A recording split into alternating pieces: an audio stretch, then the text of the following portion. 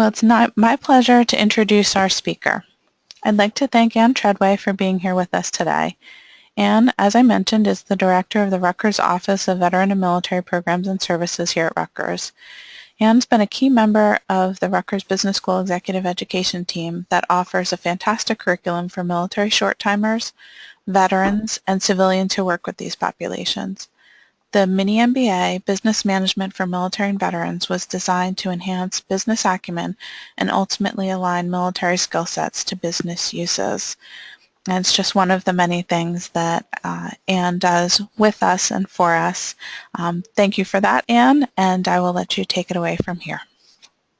Good afternoon. I'm going to start with just an idea or reflection of the population we're talking about. I usually pose this as a question. I want you to think about it. Who has served in the armed forces? So 13% of our population are considered veterans or have served in the military. To break that down a little further, it's 21.8 million veterans, 20.2 are men, 1.6 million are women. That kind of makes sense as the population of women who have served in the armed forces has continued to increase from the early 80s where it was less than 4% to now where it's about 16%. So when we're talking about veterans who are younger or served since 9/11, that's actually only half of 1% of the population. There's a reason for that. The military is much smaller, the force is elite, and participation in certain conflicts has just dwindled. Now, this I really want you to think about too, and think about the people you work with. So are you related to someone who's served or is serving in the armed forces? Now, if you're over 50 years old, it's 77% of adults reported in a Pew Research poll that they had an immediate family member who had served or is serving in the United States Armed Forces. When we get to the ages of 30 to 49, that drops down to 57%. And when we go to 18 to 29, that actually drops down to 33%.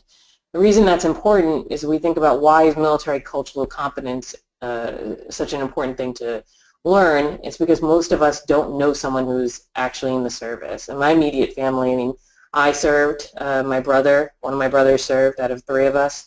My father and both grandfathers served, so I'm not a reflection of this population, but I do work on a college campus, and I would say the majority of the traditional age college students are not related to someone who is in the service or is currently serving.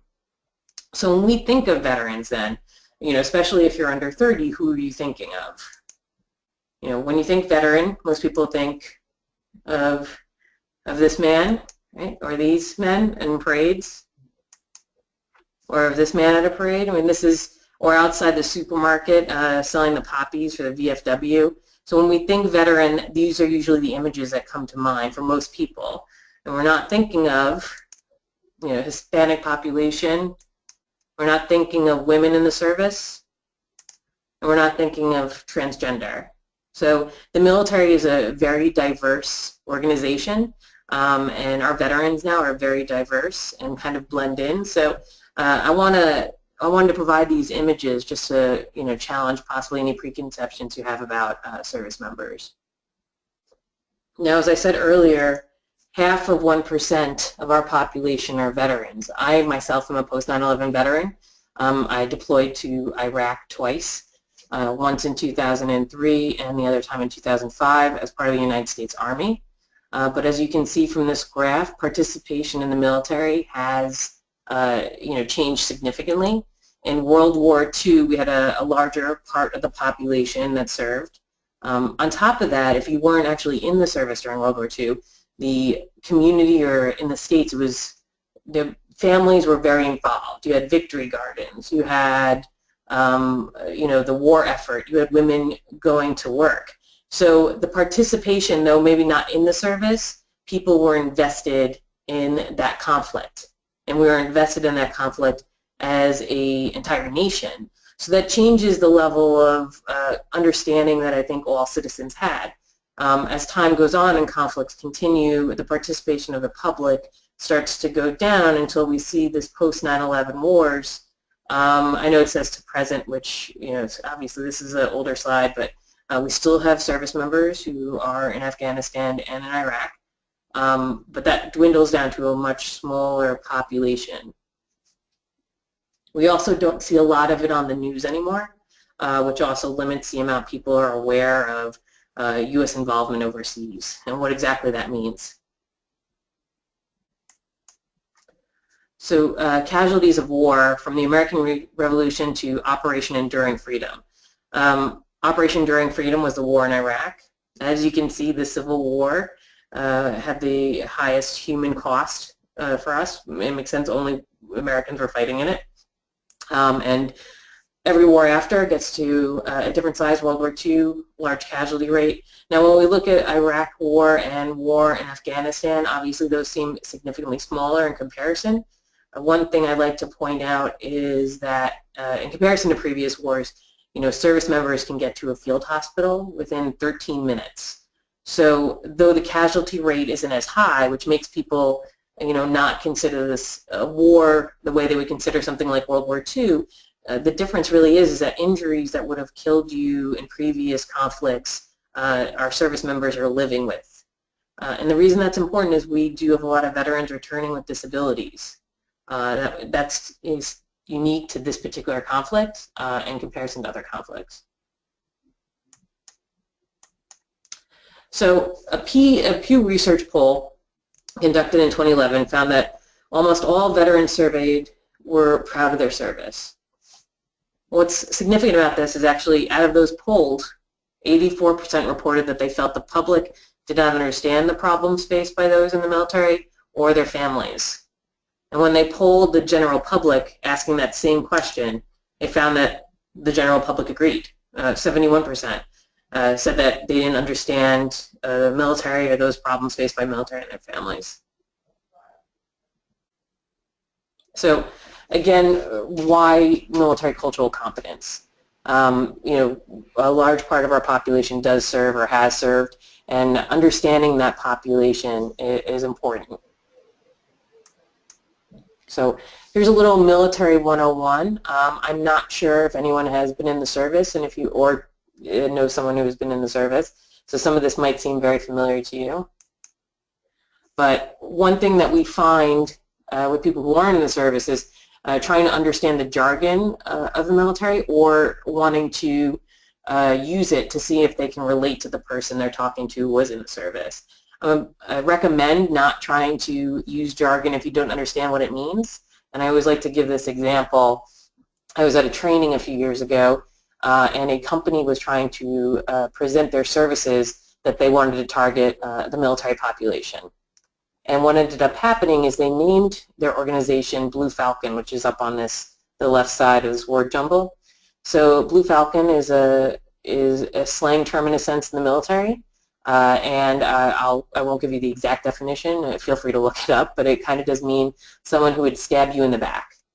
All right. So not something, if you're trying to advertise to veterans, you wouldn't want to name your organization Blue Falcon, because if you're a veteran who understands that term, you're going to see that as, well, that's not an organization I want to go to.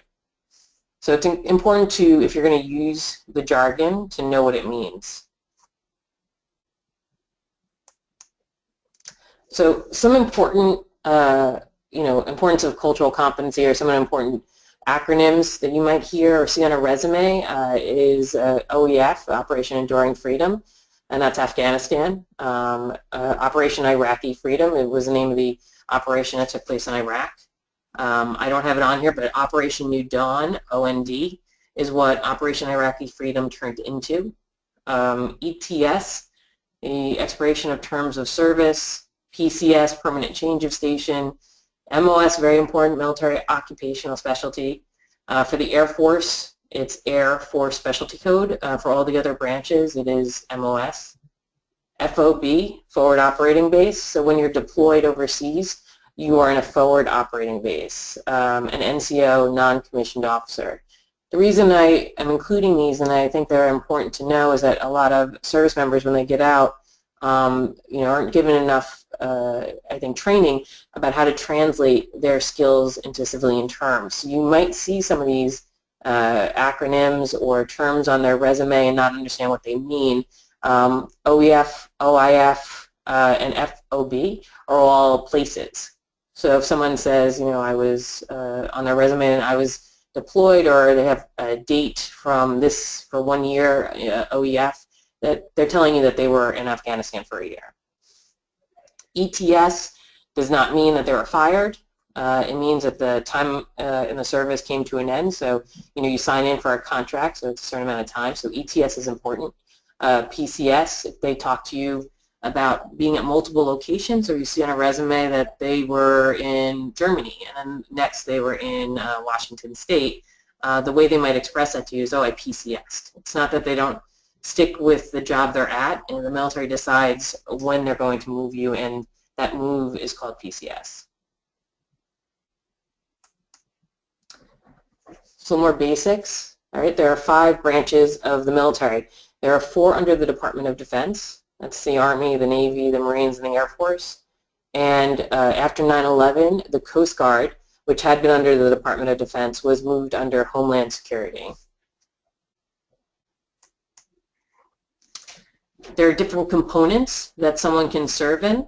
Not everyone is active duty, so a person who is active duty is military full-time. I myself actually was both a reservist, which we'll get to as the second one, and active duty. So reserves are, each branch has a reserve component under its command.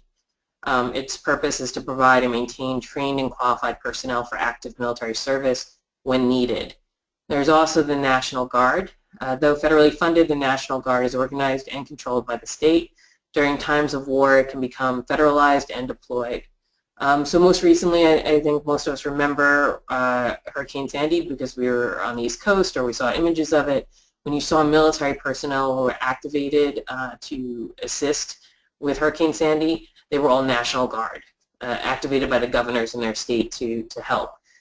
Reserves do deploy, National Guard do deploy, so just because they are service members who are only in uniform 1 weekend a month, 2 weeks over the summer, does not mean that they do not serve overseas.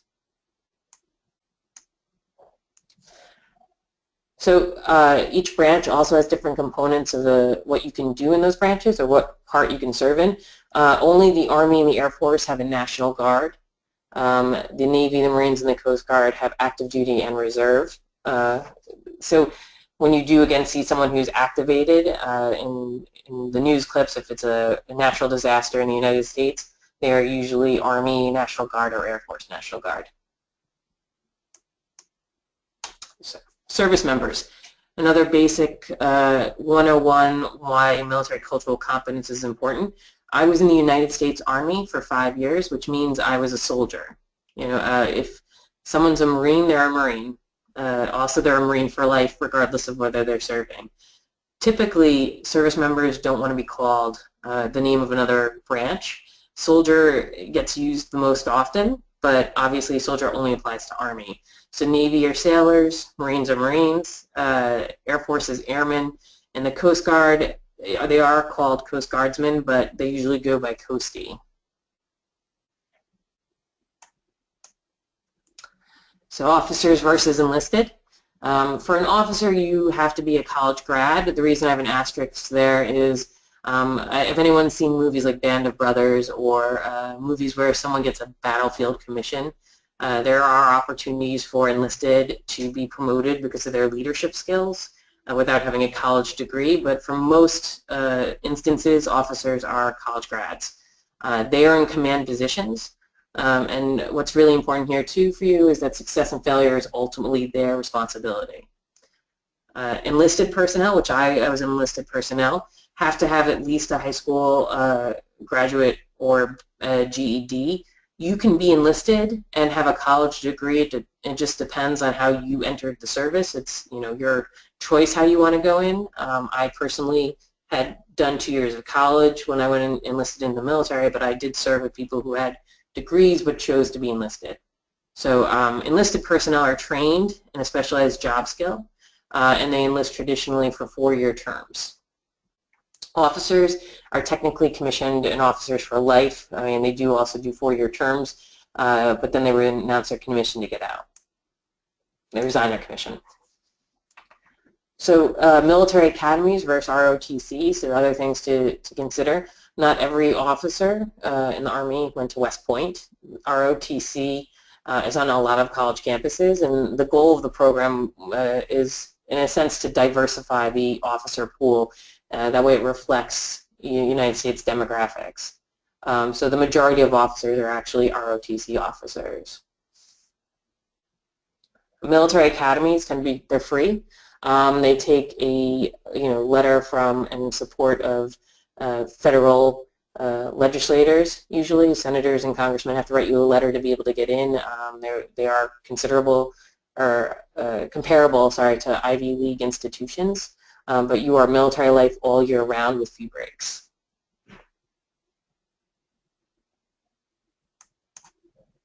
So, post 9/11 veteran.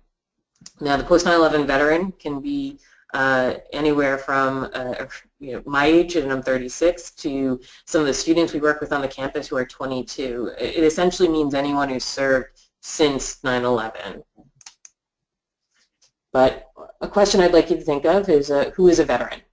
Now, the reason I have this up, and of course in a description or a definition from Wikipedia, is that the definition of veteran changes depending on where the source of the definition is coming from and who's asking. According to most state and federal law, to be a veteran, you have to have served in active duty. So if you served as a reservist or a National Guardsman in the 90s and never were activated to active duty, then you might not fit the definition according to the state or federal government to be a veteran. There's also someone who fought in a war as a soldier or sailor. We have a large amount of active duty personnel in the military who have never deployed or served in combat. My father was in the Navy during Vietnam, but actually never went to Indonesia. So by that definition, by the Webster definition, he would not be a veteran. And then Wikipedia, which is a definition I appreciate, who has served or is serving in the armed forces, veterans that have direct exposure to acts of war, acts of military conflict may also be referred to as war veterans. So for the purposes of resources we provide at the institution, what we do is we ask students if they've ever served in the United States Armed Forces. It's a better way to ask the question. There are a good amount of women who don't identify as veterans. So instead of saying, are you a veteran, and maybe that person doesn't feel as if they are or feel like they fit any of these definitions, by asking, have you ever served in the United States Armed Forces, you're more likely to capture and know those people. So I'll go through these pretty quickly because they're relatively boring slides, but just so you have an idea, the Department of Defense releases this it's usually a few years behind, that's why it's 2013, but this is just active duty. It doesn't reflect the population in the reserves or National Guard size. But you can see that the Army is the largest branch of service. The Air Force and the Navy are relatively similar, and the Marine Corps is a smaller branch. Officers versus enlisted. It should make sense because officers are the leaders, so there's going to be a number of enlisted under them, which is why the officer population is significantly smaller. Gender. Again, as I mentioned earlier, so this is 2013, and it does say it's about 15% approximately for female versus male. Statistics aren't set in stone right now, but I believe this is already up to 16% now because a number of positions have opened up to women in the service. And this is a breakdown by demographics according to race.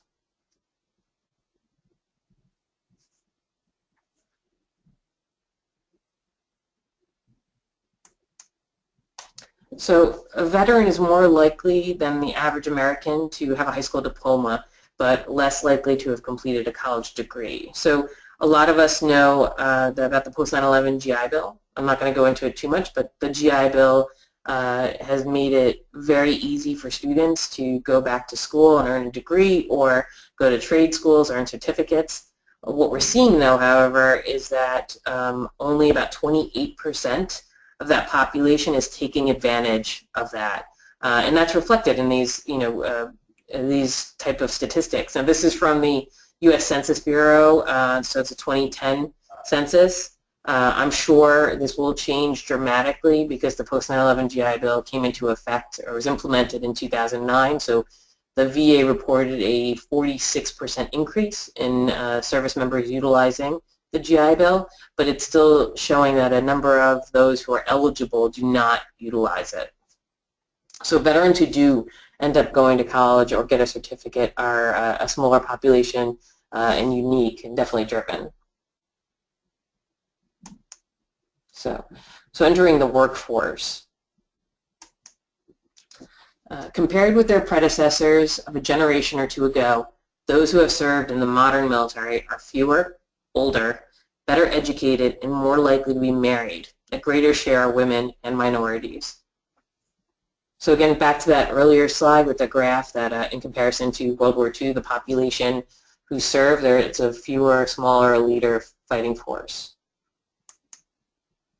So currently, and what's of concern to a lot of people who work with veterans, is there's something that's happening called a reduction in force. The Pentagon announced last summer that they would be cutting the size of the military. The Army announced 40,000 would be put out by 2018.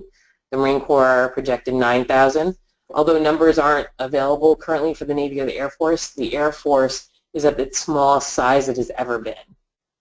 The reason this matters is we are going to see very well-trained individuals who possibly expected to have been in the service and retired from the service being put out of the service, not because of failing to perform their job or not being able to do it well, but there is a rank. They might have made a rank, the highest rank they're going to make, and they're not progressing in rank, so the military is putting them out. So we're going to see a lot of service members entering the workforce. So according to the Department of Defense, Department of Veteran Affairs, the post-9/11 generation of veterans is expected to increase by 36% by 2019. These prior service members will have been trained in one of over 7,000 jobs across more than 100 functional areas in the military. The vast majority of these jobs have a direct civilian equivalency.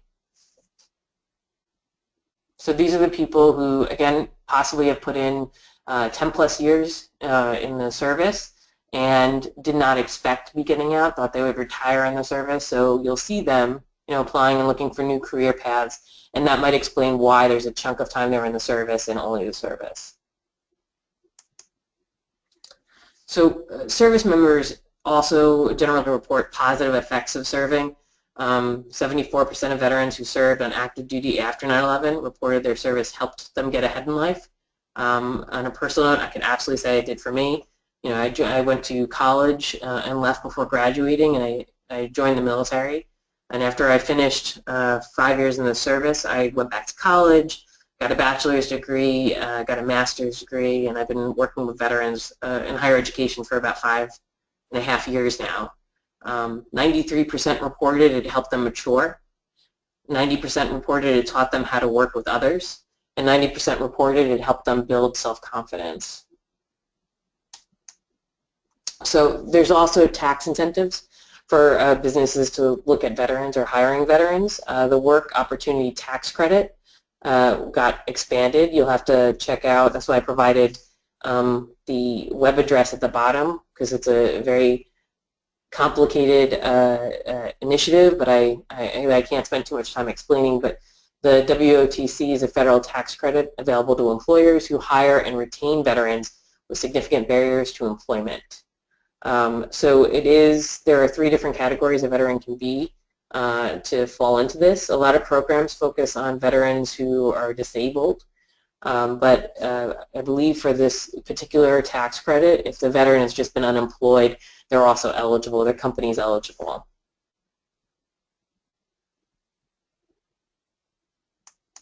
Okay, tax incentives. The Department of Veteran Affairs also has put initiatives to help to encourage companies and businesses to hire disabled veterans.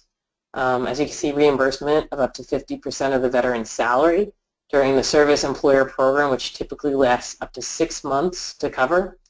So the expenses incurred for cost of instruction, necessary loss of production due to training status, supplies and equipment necessary to complete training. Again, to harken back to one of the slides I showed as far as the casualties of conflicts that America has been in, the numbers are much smaller for these last two conflicts, and the reason is people live with injuries that would have killed them in prior conflicts. So we do have a large population of veterans who are disabled and registered with the VA and are eligible for this.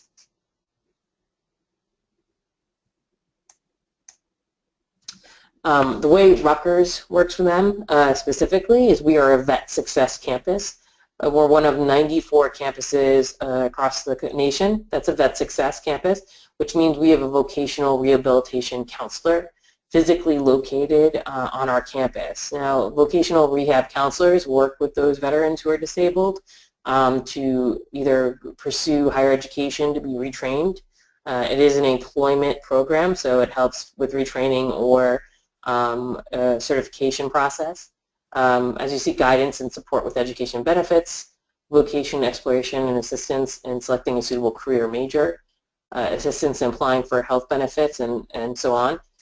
These coordinators are really good resources. If you can find a vocational rehabilitation counselor, there are some on campuses through the Vet Success program, but the VA also has a number of them in major cities or at VA facilities. And these individuals will assist you if you're looking specifically to fill a position with a veteran. They could be of great assistance. And ours is Valerie Williams. Her information is in the middle of that page.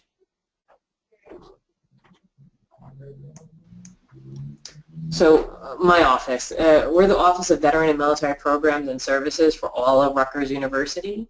However, each campus, Newark and Camden, has their own veteran service coordinator or veteran service director. We work with those people or individuals to ensure that programs and services are delivered on each campus. The population at the New Brunswick campus, which is where I'm housed and our office is housed, is around 800 students who are military affiliated. So we're not just dedicated to helping veterans transition into higher education from the military to a college campus, but we also assist their family members. The other campuses are about half our size with student veteran populations, but Rutgers' overall veteran population has seen an increase in the last 6 years of 125%. And that is a lot, has to do with the post-9/11 GI Bill. So I'm a big proponent of a first-stop shop. I don't believe in one-stop shops. I think service members will do better to transition if we help them by the first introduction and then helping them to identify resources outside our office and utilize those resources. However, in my office we do have academic advisors come in, we have social work interns come in, we have counseling, disability services, tutoring services, everything that might be an initial exposure or step for the veteran, and then we encourage them to seek those services outside the campus. I'm sorry, elsewhere on the campus. So that's our house here in New Brunswick. Veteran and Military Programs and Services offers the following in-house services, as I was just mentioning. So service members there's a lot of stigma around disabilities. To help alleviate that or help them get past it, we have someone, a disability service counselor, come in to talk to the students who might be eligible for some accommodations on the campus. Usually they're less likely to identify or voluntarily go into those offices on their own. So if we bring them into our own house, again, it's a first-stop shop. Hopefully that will break that barrier down just a little bit. So preparing our student veterans for employment. We help student veterans translate their military experience into civilian terms. Now, how do I mean that as an example? a lot of our vets and the people who you might see who have served in the military, will downplay what they've done. Essentially, they'll say, well, I was just doing my job. They'll provide very short responses. They don't elaborate on what their job is. I actually believe, Margaret, not to put you on the spot, but I think you had a story regarding the ability to share information about service. Yes, I did. For those on the call that don't know me personally, I was a Navy wife when I was married, and when my then husband got out of the service, he would come home from civilian interview situation so frustrated because of the level of security clearance that he held when people asked him things like, what was a day in the life of a cryptological technician like? His responses were limited to, I'm not at liberty to say, sir or ma'am. And it was a really tough transition that he made, and it makes me feel very passionately about making sure that it's easier for others that come later to have a much easier time transitioning. So as an example, for a personal example, I was a carpentry masonry specialist, which means that my hands always look rough because I do a lot of work at my own house, and it's something I enjoy doing, but it has nothing to do with what I do now professionally. So how do I use those skills? How would I put that on a resume if I've been in the service for an extended period of time, and now I'm looking to go into a totally different industry? So things we help our students do is understand that, the strong sense of responsibility to be able to talk about that, to be able to express that their training led them to work as part of a team under high pressure. These are all marketable skills that they might not realize. Mission completion, seeing a task through. When you're in the service, you don't have an option of not completing a mission, so if it's not going to go the way you had planned, then you're going to come up with an alternative way of completing your mission. That's something unique to this population, something that's very desirable for any position. So strong leadership and problem-solving skills. Again, officers, yes, are leaders of larger groups, but at every point in the service, as you progress, you go through leadership training, or you are in charge of maybe 1, 2 to 3 people the higher up you go. So to harken back to NCO, non-commissioned officer, those are enlisted members who would most likely be in charge of a number of personnel under them. Also talking to service members, veterans, and trying to express to them how to translate some of these skills on their resume. I did not supervise 5 soldiers. I would say I supervised 5 personnel. So how do you translate what we've done into civilian terms? As recruiters and HR professionals, I would recommend asking less like open-ended questions where that could be answered with a yes or no, to go back to what Margaret was saying about answering a question, and maybe focus on some of these points to get a little bit more information about what a service member has done, and understand that when they do slip, possibly as prepared as they are, and might say sailor or soldier, or say, I drove a truck. Well, on top of driving a truck, that's logistics. Were they transporting equipment? Did they have to plan the route? They were accountable for, at times, hundreds of thousands of dollars worth of equipment.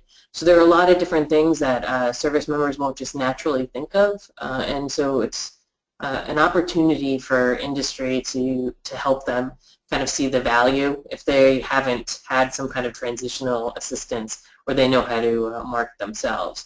And that last quote I actually stole from a first sergeant who was a higher level NCO in charge when I was in the service. He told me, don't be flexible, that's too rigid, be fluid.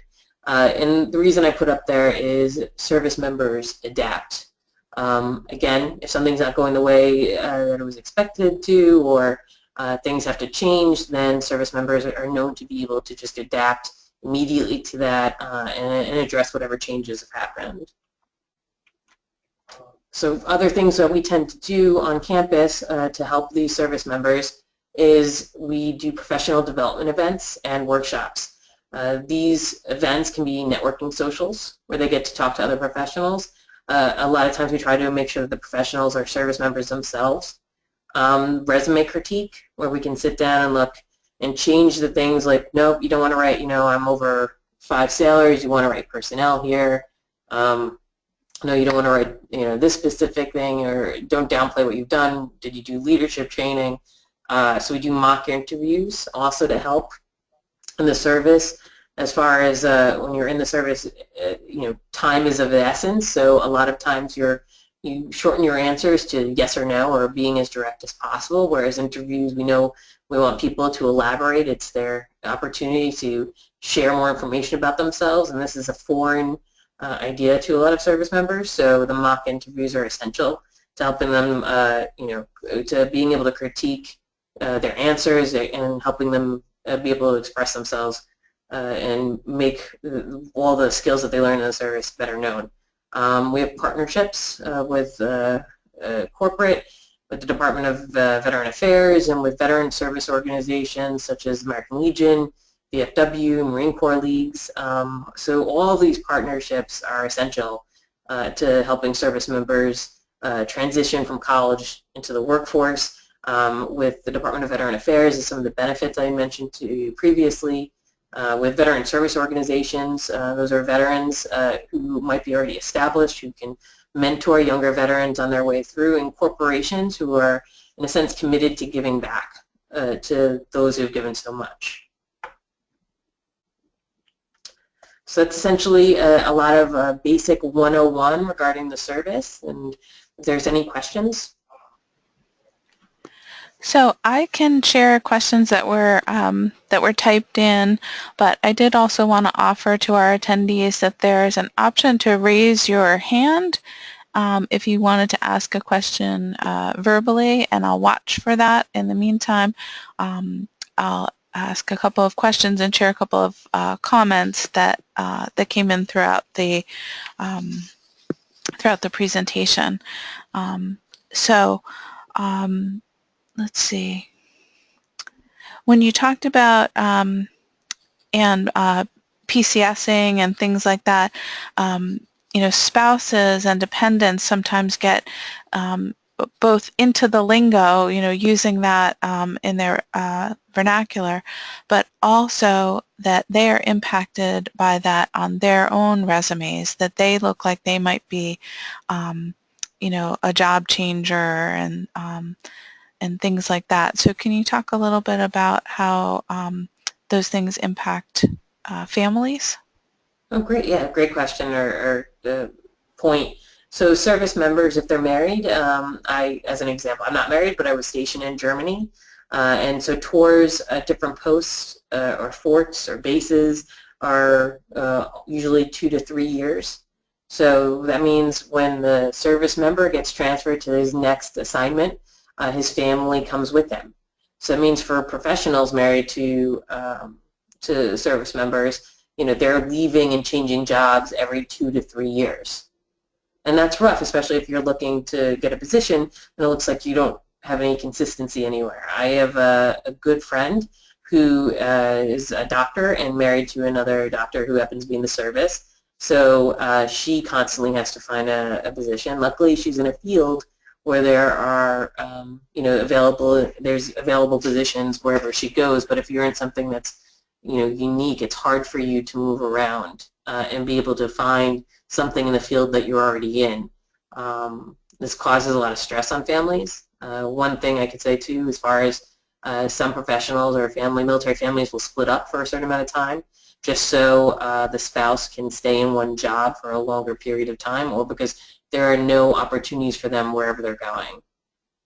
So, when we talk about deployments or military service, military families go through all the same things, and it is important to, when interviewing, think of those same acronyms, because yes, the spouse probably will be adopting some of them. Yes, I would have to say guilty as charged. I still throw out some of the acronyms myself. Okay, so another question this must be from an HR person, although they didn't identify themselves, I just see a name, about understanding skills when they can't read their resume. So I know that's some of the things that you talked about helping out here at the Veterans House, but what can an HR person do to gather what a veteran has done if they do receive I'll call it an unedited resume? So one thing you can do, there are a lot of websites out there. I'll give you one example. If you write military translator into a Google search in jobs, you'll come up with something that actually helps translate MOSs, or I said the Air Force roles, the jobs you had in the military. So my MOS was 21 Whiskey, or 51 Bravo it used to be. So if you even knew that, if the service member put the number down that has to do with their job, or they wrote, carpentry masonry specialist. I know that one's a little bit basic, but if you write those in, that military translator will generate some basic skills that person probably would have gotten. There's also a number of resources. On the next slide, I'm going to give you my contact information, but there are books out there that also help translate some military jobs into civilian terms.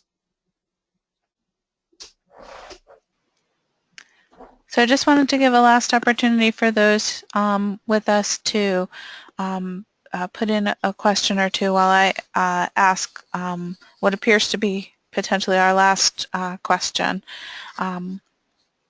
So when it comes to disabled veterans, there are some physical or visible disabilities and some non.